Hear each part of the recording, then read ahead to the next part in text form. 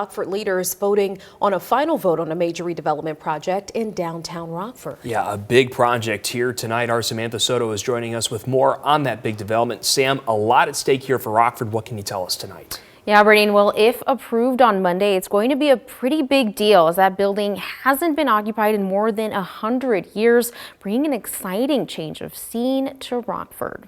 The project is a redevelopment and historic preservation of the old watch factory on Madison Street. Father-son duo Oliver Emerson Development are proposing 24 market-rate apartments with no income restrictions. We want to keep the aesthetics of the historical side of the watch factory. I have some really great memorabilia and things that we're going to put inside of the watch factory. It's going to keep its authenticity.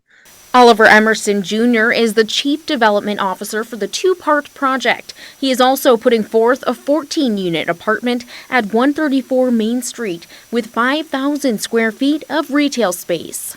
Really excited about that, more of a jazzier feel. So we have 5,000 square feet of retail, which we plan on taking.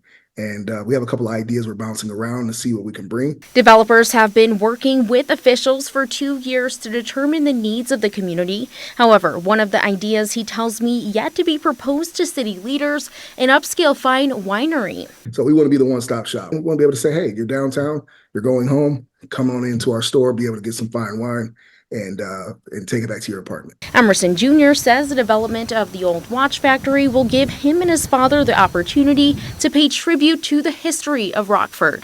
That's the only thing that's ever been in that building, which makes it even more exciting for the historical preservation side of things, because it's only been one project. And if you date back to early Rockford, you'll get an opportunity to say, oh my gosh, like I remember that building. And the old watch factory would also house the first EV charging station in downtown Rockford. City Council is set to make a final vote to greenlight that project on Monday. If approved, that construction is expected to start later on this year with a completion date slated for 2027.